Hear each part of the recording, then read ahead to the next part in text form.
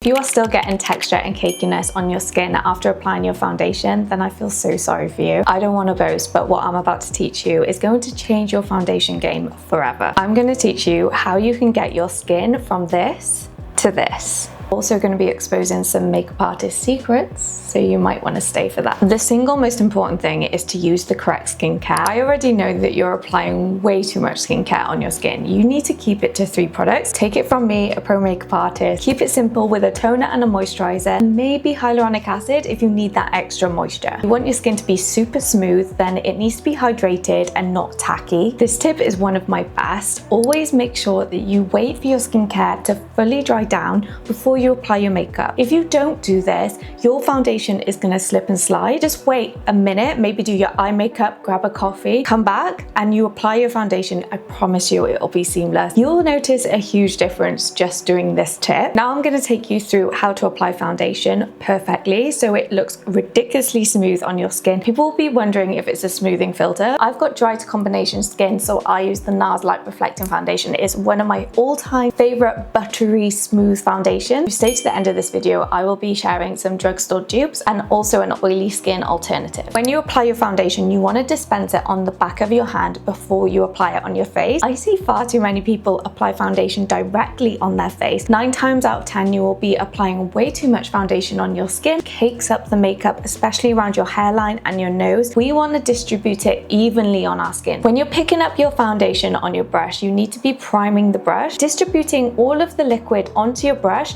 dabbing it off so there's a nice smooth layer on your brush before applying it on your face. It will stop your skin looking super patchy and it will just smooth out your skin layer. Now, when it comes to applying your foundation, you want to apply it to the areas where you need it the most. I'm in my 30s now and I don't want foundation to go in any of my fine lines, so stay away from applying it on your forehead straight away or anywhere you have fine lines. I go straight for my cheeks first because this is the area I have no fine lines and it's smooth. Apply there first and then blend out. This will make sure that your coverage stays in the areas you need it so that you've got a nice thin layer on the perimeter of your face, but you've got the most coverage in the center, which is exactly where we want it. It's one of the best tricks in the book, and I promise you by doing this, you will get the most even looking skin. Stop right there because I know what you're going to do. You're going to apply your foundation, then you're going to apply your cream bronzer and your blush and then your powder all at the same time. If you want your foundation to actually last all day, then you need to let it set for at least 1 minute. When you apply foundation on your face the first time around, you'll start to see it sit on your skin. Like you'll see the brush strokes. After a minute of letting your foundation sit, you will notice a huge difference. It will absorb into your pores and it will start to look like butter on your skin. If you've waited a minute and it still doesn't look right, maybe you need to add a bit more coverage or maybe you just need to blend out more. People just apply foundation over and over again, end up with a thick layer of foundation. You probably don't need all that foundation, you just needed to wait for it to set. I promised you some foundation recommendations, so here we go. If you are looking for a drugstore dupe of the NARS Light Reflecting, I would say the Superstay Maybelline foundation is just